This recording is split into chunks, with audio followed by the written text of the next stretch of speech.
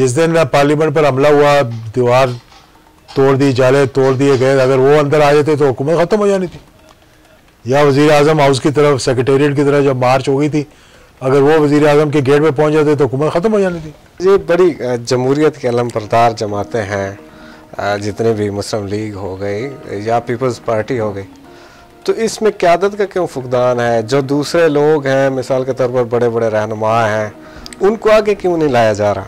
यानी चौधरी निसार साहब मुस्लिम लीग नून में बहुत सीनियर सियासतदान हैं, वो क्यों नहीं मुस्लिम लीग में आगे आ सकते? मीडिया बच्चे चला रहे होते हैं, फॉरेन पॉलिसी बच्चे चला रहे होते हैं, सूबाई हुकूमतें बच्चे चला रहे होते हैं।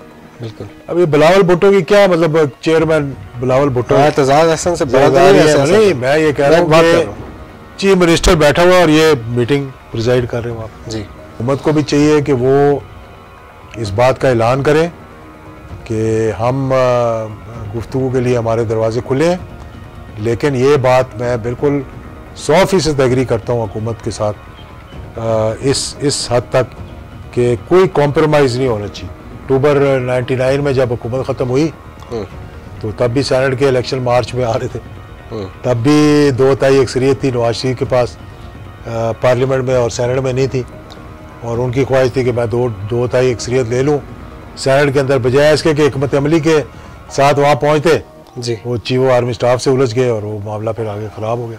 हुकूमत को चाहिए कि वो 4, 5, 6 चीज़ें जो हैं, जो आवाम की ज़रूरियात के मुताबिक हैं, उनको खुदा का वास्ता है सब्सिडाइज करके, ये चीनी 70 रुपये पे नोटिस लिया 110 पहुँचा दी, आटे का नोटिस लिया 78 रुपये पे पहुँचा दिया, दवाइयों का नोटिस लिया 500-500 रुपये, लाइफ सेविंग ड्रग्स को कीमतें बढ़ा दी।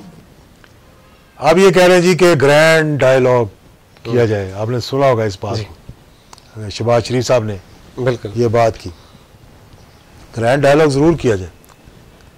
वो अगले दिन मैंने ये एक प्रोग्राम में भी बात की थी जब कहा जी कि ये है कि हर किसी का दिल ये है कि चीफ आर्मी स्टाफ हमें बुलाए, हमें बैठाए, हमसे बात करे, हमें आशीर्वाद दे, मौजूदा हुकूमत को हटाए और हमको ला कर हुकूमत के अंदर बैठा दे। ऐसा कभी हुआ? नहीं, ऐसा तो हो नहीं सकता। या फिर आप कहें कि जी जलसे तो धरना तो पहले पार्लियामेंट के सामने दिया गया था, अच्छे खासे लोग भी कभी आ जाते थे, 10,000, कभी 20,000, कभी 25,000, कभी 300 लोग तो थे वहाँ। जिस दिन पार्लियामेंट पर हमला हुआ, दीवार तोड़ दी, जाले तोड़ दिए गए, अगर वो अंदर आ जाते तो हुकूमत ख़त्म हो जानी थी। या वज़ीर आज़म हाउस की तरफ, सेक्रेटेरिएट की तरफ जब मार्च हो गई थी, अगर वो वज़ीर आज़म के गेट पे पहुंच जाते तो हुकूमत ख़त्म हो जानी थी, कभी भी नहीं होती। हुकूमत ना पार्लियामेंट बंद नहीं, पार्लियामेंट का इजलास कहीं भी बुलाया जा सकता है और हुकूमत कहीं, तो इसलिए ये सारे प्रेशर टैक्टिक्स हैं जो ये चला रहे हैं। 8 तारीख का जो मीटिंग है वो भी हो जाएगी, उस मीटिंग के अंदर नवाज शरीफ का खिताब भी हो जाएगा, उसको सोशल मीडिया पे वायरल भी कर दिया जाएगा, और हो सकता है कि अब इनका बयानिया तब्दील हो जाए थोड़ा सा, शायद अकल आ गई से, क्योंकि बहुत फ़र्क पड़ा है। पीपल्स पार्टी ने उस बयानी को पहले ही तब्दील कर दिया था। आपने देखा कि जरदारी साहब बड़े अच्छे ज़हीन सियासतदान हैं, उनको पता है कि इस्टेब्लिशमेंट से टकराव लेकर और गाली गलौज से कोई रास्ता नहीं खुलता, रास्ता खोलने के तरीके होते हैं। मोहतरमा बेनज़ीर भी मार्शल लॉ के ख़िलाफ़ उन्होंने बड़ी जद्दोजहद की, और आखिरकार जब मार्शल लॉ लगा परवेज़ मुशर्रफ का, तो वही मोहतरमा की अगर आप क्लिप चलाएं तो आप देखेंगे कि वो तारीफ़ कर रही थी उसकी। बिल्कुल।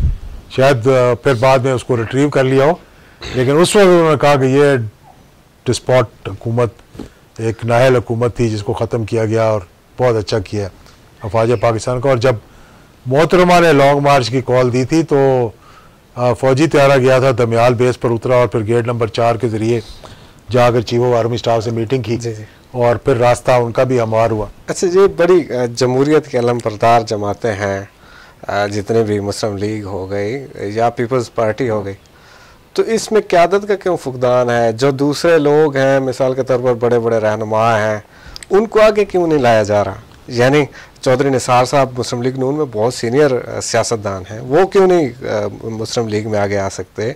या पीपल्स पार्टी में आसफा भुट्टो जा रही है, क़यादत कर रही है जलसों की, उसमें ये जो शीरी रहमान साहब हैं, इतनी बड़ी सियासतदान हैं, तो इनको आगे क्यों नहीं लाया जा रहा? और ये बड़ी अच्छी बात की आपने। ये पाकिस्तान के अंदर जमहूरियत तो सिर्फ इक़्तिदार में आने के लिए ना, अब इक़्तिदार से बाहर हो तो जमहूरियत ख़त्म जी। हाँ, वो फिर ये इक़्तिदार के अंदर भी हो तो मरूसियत, इक़्तिदार के बाहर भी हो तो मरूसियत। घर से बाहर अगर पार्टी निकल गई तो क़यामत आ जाएगी और मौत आ जाएगी। ये वो जिन को बोतल में बंद करने वाली बात है, यानी कि और वो क्या कहते हैं कि किसमें तोते में उसकी जान है, जादूगर की तोते में जान होती है, जादूगर की तोते के में जान होती है, इनकी जान भी इक़्तिदार में है। कोई जमहूरियत नहीं है इस मुल्क के अंदर, ना इन्होंने कोई जमहूरियत चलने देनी है। ये जमातें जब तक रहेंगी, ना ही लीडरशिप को उभरने देती है, ना ही लीडरशिप में ये जुर्रत है कि वो गलत बात कर दें या पार्टी की आदत के मंशा के बगैर, मर्जी के बगैर बात कर दें। इक़्तिदार में जाते हैं तो अनइलेक्टेड बच्चों को लाकर ऐसी पोजीशन में बैठा देते हैं कि डॉन लीग्स का मामला जब होता है तो वो जी बच्चे फैसला कर रहे होते हैं, मीडिया बच्चे चला रहे होते हैं, फॉरेन पॉलिसी बच्चे चला रहे होते हैं, सूबाई हुकूमतें बच्चे चला रहे होते हैं। बिल्कुल। अब ये बिलावल भुट्टो की क्या मतलब, चेयरमैन बिलावल भुट्टो एतजाज अहसन से नहीं, मैं ये कह रहा हूँ कि चीफ मिनिस्टर बैठा हुआ और ये मीटिंग प्रिजाइड कर रहे हो आप जी। ये कौन से मुल्क में ऐसा होता है कि आप इक़्तिदार के मामले जो हैं वो गैर जमहूरी लोग चला रहे हो, या जो पार्लियामेंट के मेंबर नहीं वो बैठकर पार्लियामेंट के फैसले कर रहे हो, और वो फिर बता रहे हो अपने वालिदैन को जी के ये बड़ा लॉयल है आपका, इसको गवर्नर लगा दें, ये बड़ा लॉयल है इसको मिनिस्टर स्टेट लगा दें, ये उससे बड़ा लॉयल है इसको वजीर लगा दें। ये बदकिस्मती है हमारी, जो हम कहते हैं ना कि इस मुल्क में 3 मरतबा या 4 मरतबा मार्शल लॉ लगा और आधा वक्त जो है वो मार्शल लॉ ने ले लिया। मैं कहता हूँ कि मार्शल लॉ वाले तो जो रहते हैं डिक्टेटर, उनको कहा जाए सरबराह कहा जाए, चीफ एग्जीक्यूटिव कहा जाए, जो भी कहा जाए, वो जवाबदेह होते हैं इंस्टीट्यूशन को। ये तो जवाबदेह ही नहीं किसी को। बिल्कुल। ये तो किसी को जो पार्लियामेंट को जवाब दे ये नहीं है, अपनी पार्टी को जवाब दे ये नहीं है। मुझे एक शख्स बताएं पार्टी के अंदर अगर उसको जरूरत हो खड़े होके तो क़यादत को कह दे कि तू ये काम गलत कर रहा है, ये हो ही नहीं सकता कभी। कोई जरदारी के आगे बोल दे, कोई बिलावल भुट्टो के आगे बोल दे, कोई हमजा के आगे बोल दे, ऊपर वालों को तो छोड़ दे, कोई बच्चों के आगे भी नहीं बोल सकते जो क़यादत है। बच्चे बताते हैं बाप को जी कि फलां हूँ ठीक है, फलां गलत है, इसको पैसे दे दें, इसको पैसे डेवलपमेंट के ना दें जी। तो ये फैसले जब घरों के अंदर होने शुरू हो जाएंगे, फैमिली मेंबर करने शुरू कर देंगे, तो फिर ऐसी जमहूरियत से तो नहीं चलती तो है इस तरह जमातें ना मुल्क चल सकते ना जमातें चल सकते। मतलब ये कहाँ किस जमहूरियत के अंदर, और आप दुनिया में देख लें जाके कि मुझे बताएं कि आप कहें जी मार्गरेट थैचर बन गई या फलां बन गया तो वो लाकर अपने बच्चों को कहे कि तू भाई ये चला, तू ये चला, तू बैठ के फैसले कर। ये नहीं हो सकता। या फिर जमहूरियत चलेगी या फिर रूसियत चलेगी।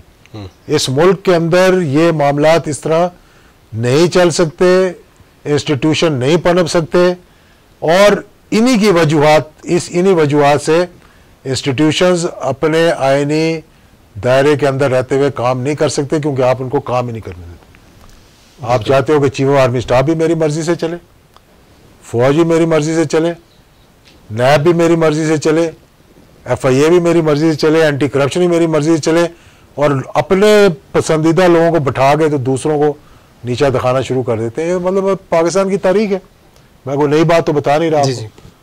तो इन मामला से नुकसान होगा मुल्क का भी।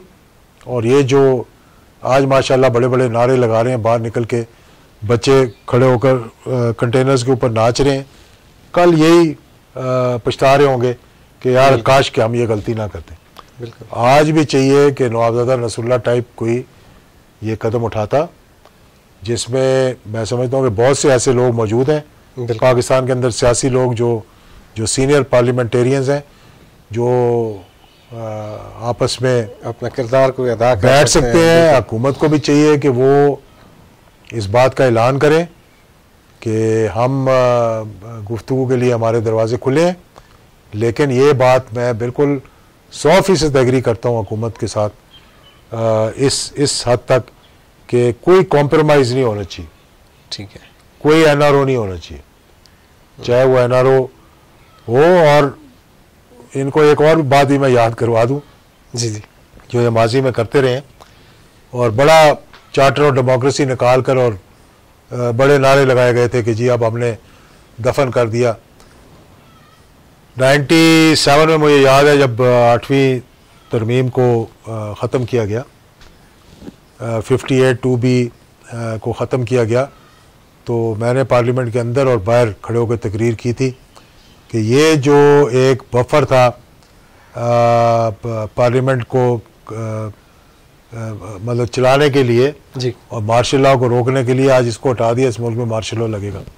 बहुत नाराज़ हुए मियाँ नवाज शरीफ मेरे साथ उस वक्त कि ये आपने क्या बयान दे दिया और ये फलाना हो गया, ये फलाना हो गया। मैंने देख लेना थोड़े अरसे के बाद 99 में क्या हुआ, बिल्कुल मार्शल लॉ लगा मुल्क के अंदर। वो इसलिए नहीं लगा कि 58 2B खत्म किया है, ख़त्म हो गया था, लेकिन जी जी, उसको ख़त्म कर दिया गया था। वो इसलिए लगा था कि आपकी मतलब मामलात इस किस्म के आप ले आए थे जो कि गैर जमहूरी तरीके से चलाने की कोशिश कर रहे थे, जिसकी वजह से ये मामलात हुए। बिल्कुल। अब भी मैं समझता हूँ कि इकट्ठे बैठना चाहिए सबको, उसके लिए ओपनली माजरत करें, ओपनली कहें कि जी हमने जो जो मामलात किए हैं गलत किए हैं, ओपनली रिक्वेस्ट करें। अगर फ़ौज से भी रिक्वेस्ट करनी है, एजेंसियों से भी रिक्वेस्ट करनी है कि हमारे मामलात को ठीक करवाया जाए, बैठ के गुफ्तगू की जाए, कोई डायलॉग करवाया जाए, तो मैं ये कहूँगा कि इसमें अफवाज पाकिस्तान को सिर्फ एक पुल का किरदार अदा करना चाहिए कि इनको आपस में बिठाएं, सियासतदानों को लड़ाई मार कुटाई बंद करें, खुद कमिट ना करें अपने आप को। बिल्कुल। 1977 में जुल्फ़िकार अली भुट्टो ने यह दिखाने की कोशिश की थी कि चीफ ऑफ आर्मी स्टाफ मेरे साथ है, और उनको अपोजिशन की मीटिंग्स में लेकर गए तो अपने ही पैरों पर कुल्हाड़ी मारी थी उन्होंने उस वक्त भी। तो असल ये सारा मसला तो सेनेट के इलेक्शन की वजह से शुरू हुआ पड़ा है। एक वो भी बात है कि ये चाहते हैं कि ये किसी तरह से हर दफ़ा ऐसे ही हुआ है जी। अक्टूबर 99 में जब हुकूमत ख़त्म हुई तो तब भी सेनेट के इलेक्शन मार्च में आ रहे थे, तब भी 2 तिहाई अक्सरियत थी नवाज शरीफ के पास पार्लियामेंट में, और सेनेट में नहीं थी, और उनकी ख्वाहिश थी कि मैं 2 तिहाई अक्सरियत ले लूँ सेनेट के अंदर, बजाय इसके कि हिकमत अमली के साथ वहाँ पहुँचते जी। वो चीफ ऑफ आर्मी स्टाफ से उलझ गए और वो मामला फिर आगे ख़राब हो गया। मौजूदा सूरत हाल में भी अब मार्च जो है ये हमेशा पाकिस्तान की तारीख में एक बड़ा अहम रहा है। जिस तरह माजी के अंदर 2.5 साल बड़े अहम थे जी। और अब भी बार बार कहा जाता है कि 2.5 साल हो गए, 2.5 साल हो गए, क्योंकि हमारी अपोजिशन में और अवाम के अंदर वो सब्र का पैमाना नहीं है, यानी सब्र नहीं है। वो जल्दी हो जी, जहाँ रिलीफ मिलना है वो भी जल्दी मिले, मतलब मुफ्त चीज़ें मिलनी है वो भी जल्दी मिले, जो मामला करने जल्दी करें, और अपोजिशन से सब्र नहीं हो रहा कि 2 हुकूमतें 5-5 साल पूरा कर चुकी हैं, वज़ीर आज़म बदलते रहे हैं, तो मौजूदा भी अगर वज़ीर आज़म डिलीवर नहीं करेगा तो असम्बली पार्लियामेंट है उसके अंदर से जो करना है आप करें। बिल्कुल। बाहर से अगर आप करेंगे तो इससे जमहूरियत को नुकसान होगा। PDM जलसे जुलूस ज़रूर करे, हुकूमत बेशक रुकावट भी ना डाले, उनको अपनी भड़ास भी निकालने के लिए आउटलेट भी होना चाहिए। 8 तारीख की भी मीटिंग हो जाएगी, 13 को लाहौर का जलसा भी हो जाएगा, और लॉन्ग मार्च का मैं उन्हें इसलिए कहूँगा कि ना करें क्योंकि उसमें फिर ये एक्सपोज हो जाएंगे। इस वक्त अवाम जो है वो साथ दे रहे हैं अपना, महंगाई की वजह से, बेरोज़गारी की वजह से, कुछ थोड़ी बहुत लाकानूनियत की वजह से, और ये सारा रिलेटेड है महंगाई पे और बेरोज़गारी पे। और कोरोना की वजह से भी कुछ चीज़ें हैं, कुछ हुकूमत भी सच कहती है कि मैक्रो लेवल पे इन्होंने कुछ मामला ठीक कर लिए हैं, कुछ टेक्सटाइल की एक्सपोर्ट्स हमारी बढ़ गई है, लेकिन आम आदमी के लिए हुकूमत को भी चाहिए कि इनको जल्द से जुलूस करने दें। आप इनके साथ उलझने के बजाय आप परफॉर्म करें जी। हुकूमत का काम होता है डिलीवर करने का। हुकूमत को चाहिए कि वो 4, 5, 6 चीज़ें जो हैं जो आवाम की ज़रूरियात के मुताबिक हैं उनको खुदा का वास्ता है सब्सिडाइज करके, ये चीनी 70 रुपये पे नोटिस लिया 110 पहुँचा दी, आटे का नोटिस लिया 78 रुपये पे पहुँचा दिया, दवाइयों का नोटिस लिया 500-500 रुपये, लाइफ सेविंग ड्रग्स को कीमतें बढ़ा दी, पैराडोल जैसी चीज़ें जो मुफ्त बांटनी चाहिए आपको इस मौजूदा सूरत हाल के अंदर वो महंगी कर दी गई, मिल नहीं रही, तो मिल भी नहीं रही। हाँ आप देख लें जाके, या विटामिन A विटामिन D नहीं मिल रही और तो और है जी। वो सब लोगों ने उठा ली।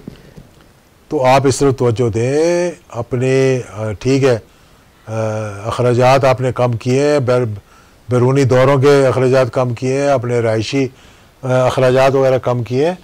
लोगों को सब्सिडी दें, आटे पे, चीनी पे, दालों पे, घी पे।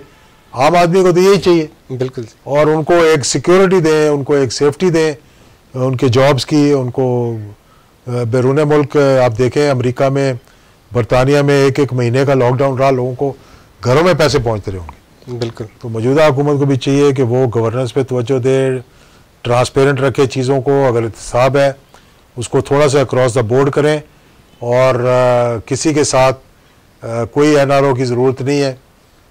जिसने इस मुल्क को लूटा है उसको हिसाब देना होगा और देना चाहिए। बहुत शुक्रिया एजाज रज़ाक साहब। तो नाजरीन, आपने सारी गुफ्तगू सुनी। तो वज़ीर आज़म इमरान ख़ान साहब से बतौर एक शहरी मेरा एक मुतालबा है, और हम ये चाहते हैं कि पाकिस्तान में कम से कम ये जो इंसानी ज़िंदगी बचाने वाली अद्वियात हैं उनके ऊपर टैक्स वगैरह ख़त्म कर दिए जाएं, और जितनी भी ये अद्वियात हैं इनको कंपनियों को सब्सिडी दी जाए, ताकि वो सस्ती हों, दवाइयाँ लोगों की पहुंच में हों। और इसके अलावा जितनी महंगाई है, खाने पीने की जितनी भी चीज़ें हैं वो सस्ती हों, बिल्कुल होनी चाहिए, ताकि जो एक मदीना जैसी रियासत की बात करते थे उसकी तरफ एक कदम, इनकलाबी कदम उठाया जाए। तो अगले प्रोग्राम में दोबारा मुलाकात होगी, तब तक के लिए इजाज़त दें। अल्लाह हाफ़िज़। पाकिस्तान जिंदाबाद।